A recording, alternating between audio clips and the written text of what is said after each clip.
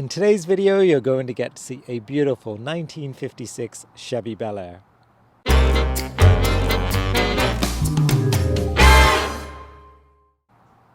Hello everybody and welcome to Classic Car ChitChat. My name is Kevin. If this is the first time you're coming to my channel, then welcome. I really appreciate you being here today. If you've been to my channel before, then as always, welcome back. Thank you so much for the comments that you leave for me, for your thumbs up, for you subscribing to my channel, and also remembering to hit that notification bell so you know when the next video is being released. Today, you're going to meet a gentleman. You've met him before. His name is Mike.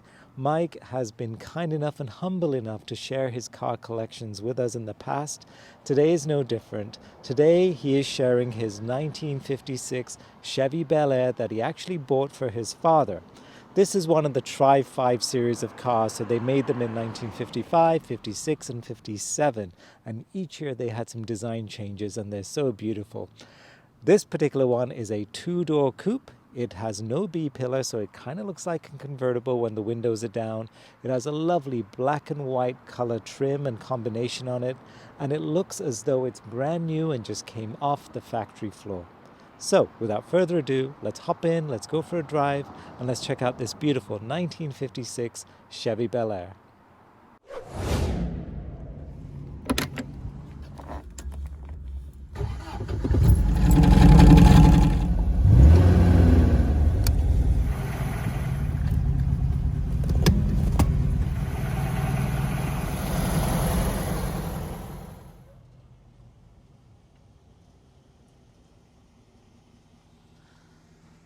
All right, Mike, go on.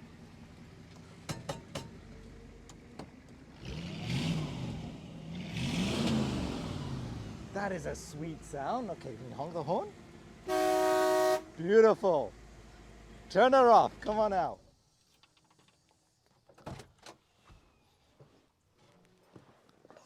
Mike, what do we have here? This here is a 1956 Chevrolet Bel Air sports coupe. Sports coupe, two-door sports coupe. They made multiple models. You know, they made the Chevrolet 1500. The top of the line was the Bel Airs, and within the Bel Airs, there were multiple different models. You know, four-door convertible, a Nomad, and there was two doors. One was a sedan, which had the B-pillar, and then this one was the sports coupe that didn't have the B-pillar. So when the back windows roll down, it gives more of an open Yes, feel like when you're in the car. Yeah. Is this the original color scheme as well? Yes, it is. A lot of these cars, I mean, were colors that are less desirable today. So they end up being your typical red and white, black and white, a teal and white. But this car actually is 100% correct and coded. This is the color scheme and how it rolled off the factory line. Amazing. I actually love this color combination because it's not white, it's like this creamy. It's called ivory. The actual okay. code in the name is ivory. Look at the windshield too, the way it curves around. There's something just naturally beautiful about this though, isn't it? Gorgeous car. And you know, these Bel Airs, people know them as the Tri-5. So it's 55, 56, and 57. Okay. There's subtle differences in the car. 55 doesn't have this white dart, for lack of a better word, coming to the front. Its graphic or styling ends somewhere around this door. But interior-wise, it's an identical car. There's a couple of other different cues as well. And then 57, they had the bigger wing in the back. You know that Really? the So high. they actually started to shift them around in those 3 years? Right. Yeah, they're slightly different. The Okay. 57 comes up a bit with the wing, and they completely changed the interior. It doesn't have the two half moons, or I guess 1/4 moon. Well, a little bit more than 1/4. So the interior changed significantly. But yeah, they're really desirable those 3 years, especially of the Bel Air. It's kind of rare though, isn't it, when you think about it? Because, I mean, nowadays, you know, when manufacturers make a car, it's kind of, they don't make any changes for the 1, 2, 3 years kind of before they start making some significant changes. But it's interesting how they did that. Yes, and everything the way the car sits is original. The only two things I'd point out as non-original would be this and this. I'm not sure if it was aftermarket offered back then or something that happened over the years. I'm not knowledgeable enough about it, but from my research, those were add-ons. Again, maybe they were dealer installed, I don't know. But without those two, you know, it is a 100% correct car. So would it, so not necessarily period correct, or would they have had the, what do you call these things? I don't know. Yeah. Oh, well, sorry. I don't know to whether it's period correct or not, and I'm not really sure what they're called. I think what I read a lot is, you know, this was the whole space era, and, you know, they were trying to really bring in that jet kind of look. And if you look at them, they kind of look like fighter jets, and Absolutely. I think that was the thing that was really hot and selling in the 50s. Was that original to the car too? No. Mike, or? No, that's a Maltese badge. That's beautiful. This was a father and son project. Actually, mother too. My mother was involved as well. Good. And their background is Maltese, and my father puts the badge on his old cars. Good for him. Yeah, and the reason why we went with 56 is we were looking. My mother had some old pictures of when she was young in the mid 60s, and my grandfather had a 56. Now it wasn't a Bel Air; it was a four-door 1500. Was it 1500 or 150? Sorry, it's a 150, I think. Wow. And they all had the similar taillights in the back. Okay. And we figured it out from the picture that those taillights were unique for this one year, and it kind of honed our car search.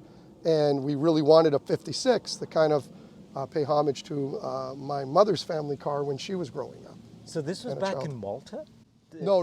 Here in Yeah, Canada? she moved here when she was 3. Oh, so it was in Canada. Right. They lived in Canada.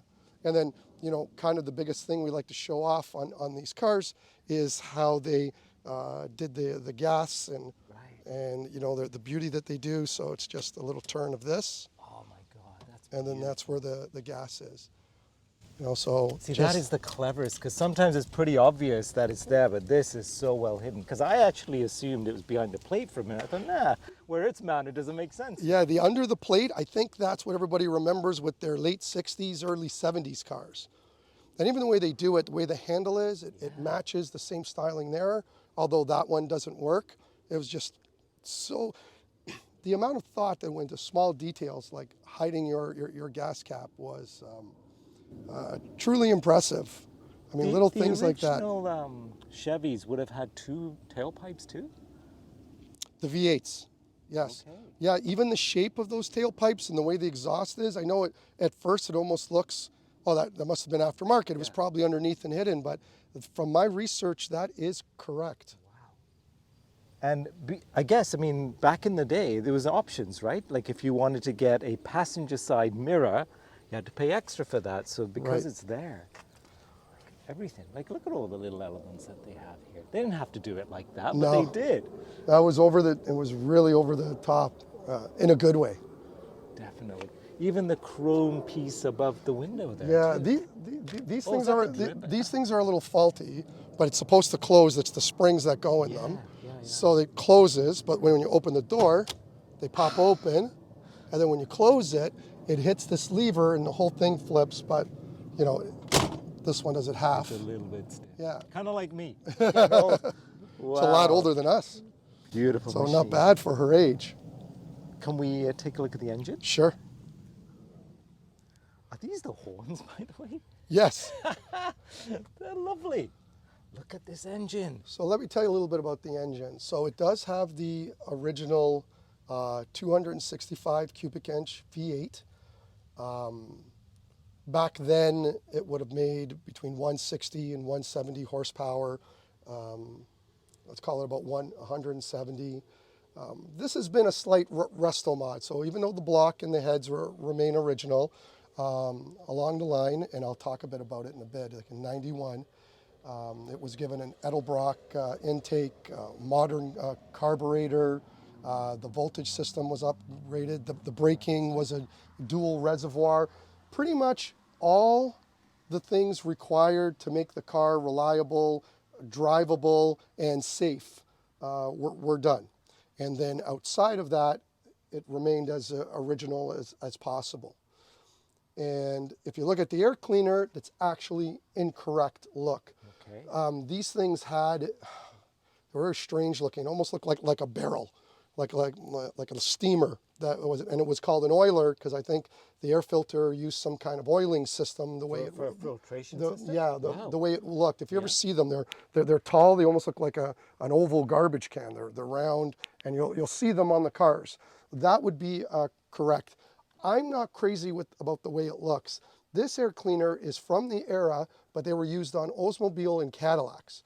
And they were actually about 20-30% bigger. But luckily, the Cadillac and Oldsmobile guys are so popular, the manufacturers did a smaller version of it. Some call it the Batwing. I'm not sure what the proper terminology is. It kind of does look like that. All right. And so I like the look of it. I put it on, and but the sticker is a perfect reproduction of the one that's supposed to be on it. So she drives beautiful. We use it as a driver. It drives so nice. I would feel comfortable taking this thing out of province, no problem. Wow. She runs beautiful, and it's mated with the original 2-speed transmission. Okay, so no power brakes. No power brakes. Okay, no power windows. Oh, sorry, my bad. Yes, it does have power brakes. It does, That okay. that was added with the new braking system. Okay. You could tell by looking at it. It looks like something that's new. No power steering, Right. and yes, no power windows. And no AC. No AC. Okay. The AC was the option where all the Yeah, windows side open up. windows. Yeah. Yeah. But this original orange color, that's the way they came out of the factory? That's how they came. Beautiful. Obviously, it's, the car's been restored, and that's what I wanted to talk about. So, we purchased this car out of Arizona. The fast version of its history is it was basically a 1991. Okay. What I mean by that is a previous owner took the car in whatever state it was. I have no history or pictures of that. And right around 89 to 91, they did a nut and bolt frame off restoration. And in the early 90s, it was a show car. It was entered into contests, and that's kind of what it was built to do, and that's what the owner loved to do. Right. So we see it as it was brand new in 91. And then from 91 to when we purchased it a couple years ago, it was just loved and, and driven and used, so it got the wear that would come with that. Yeah. So when we got it, it was about an 85-90% car, like in the way we wanted it. And we just did small things. We re-chromed certain things. The paint had blemishes in certain areas, and we got that all touched up. So we, things like the column was a little loose, so we changed the steering box. So we had signal issues, and so we put a little bit more love into it, right, to get it to where we think it's a very clean, beautiful driver. It's absolutely lovely. There's something magical about the shape of this car, though, isn't it? Just the way it sits, stunning. How much space is in there in the trunk? Let's see. It's a good size. Enough for a body or two, kind of thing? That is the reference some people use?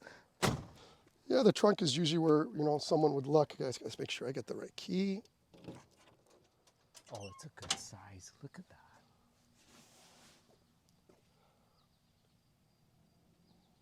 My Lord. It had some very early, just starting to spot rust issues we took care of as well. I mean, the car was so beautifully done in 91. We just wanted to make sure that we stay consistent with that. And plus, being an Arizona car, no rust like our Canadian cars. We have to contend with so much more. But wow. Do you know if it spent all its life in Arizona? I have no idea from the history other than the owner who gave me all the books, all the restoration photos, and then all his contest photos. And he could tell he was old school. Nothing's digital. Yeah. It's the big photo albums with a bunch of pictures. Family shots. Yeah, there we go. But prior to that, no, we have no history. We were just, it was the perfect car we were looking for. Look as original as possible, but have have the reliability where you don't drive it and you're worried that the car's going to, overheat, or you'll be at the side of the road. For sure. But look at everything about it. The amount of chrome on the bumper, the size of it all. Fantastic. Oh, and that's just solid. Can I see inside, Mike? Absolutely. You know what's beautiful is this curve here. Just the way it does that. Yeah, the lines are gorgeous. Obviously not the original interior, but it's a perfect replica. And this is how it would have looked. My God. Is that the original radio in there? Yes, it is.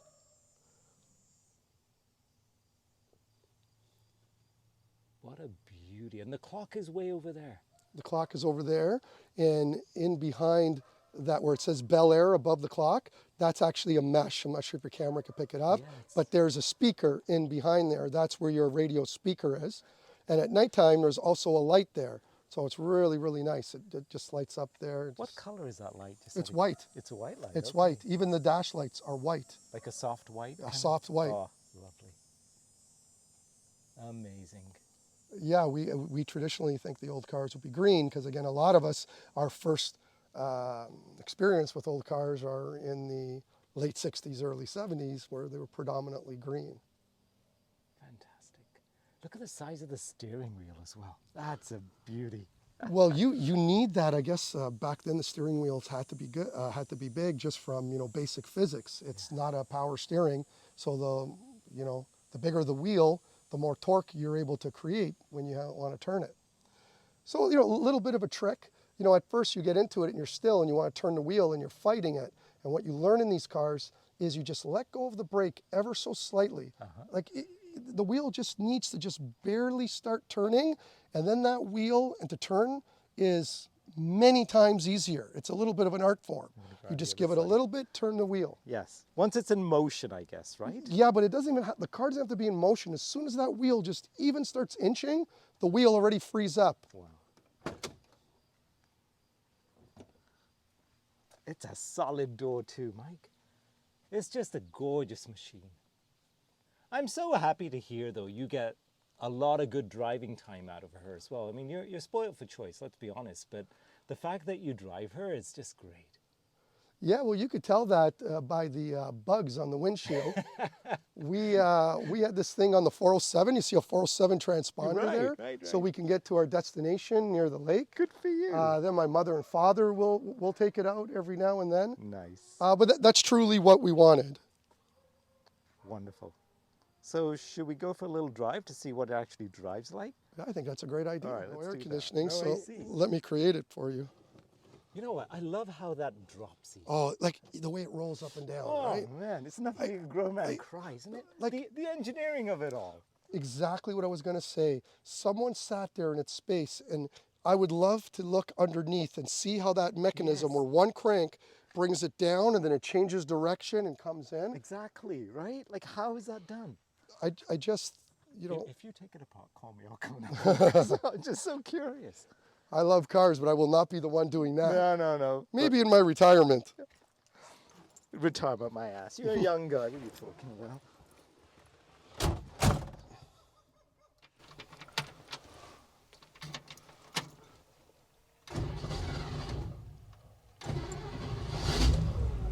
That engine, Mike. Nice and quiet. It changes gears, takes the gear quietly. Look at the view. You're so nice and high in many ways, and it's magical. And it's maybe a little bit nostalgic, I guess. But when I take a car out, I kind of really get in the moment, really enjoy it. Yeah. And, the seat's a simple bench. And, many will argue that we've progressed with our, bucket seats and hugging you. But when you sit in something like that, you do things like what you're doing right now.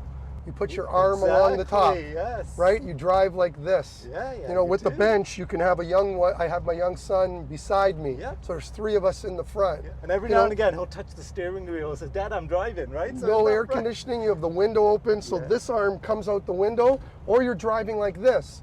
And the nostalgia of it is it brings me back to when I was young, and these are the positions that I remember seeing my father in when he was driving. Yes. But you don't think about it until you're forced to do it, and so these are the kind of things that go through my mind when I'm out cruising in an old car and trying to enjoy the moment, because that's truly what it's all about. But yes, we're talking about the driving position and how natural it feels though, right? Yeah, it's different, natural, comfortable. I mean, you definitely don't want to be in a car that's cutting corners like this, but there's something about it that when you're in a flat bench and you're forced to put your arms different positions, it just feels so comfortable. So when you drive by yourself, do you actually have your right arm over the... I do. Yeah, right? I do. I have my right arm. And hopefully if I'm it's your using my wife left sitting hand. next to you, right, Mike? Right. Mike, just saying. Absolutely. Okay. But yes, you're right. It just feels right though, doesn't it? It really does. For a cruise, and then if I need my right hand on the wheel, my left hand usually comes out. Yeah. But even the height of this is just perfect. Like everything. It just feels right.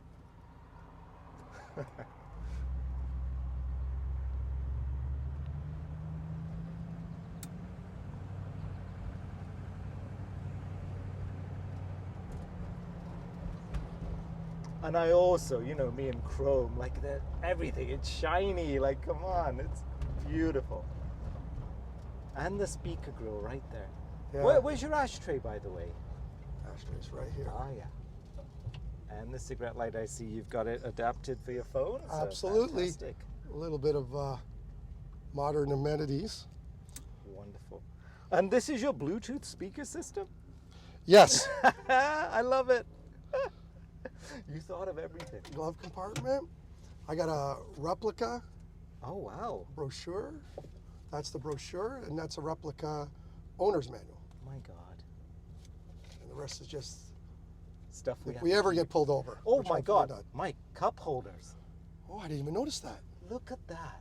It's an attempt of cup holders. Yeah, well, Your cup small. would have to try to No, maybe no, shots. no, yes, Maybe they were exactly. doing shots while they were driving in the Or it's 50s. A scotch on the rocks. I can see it there.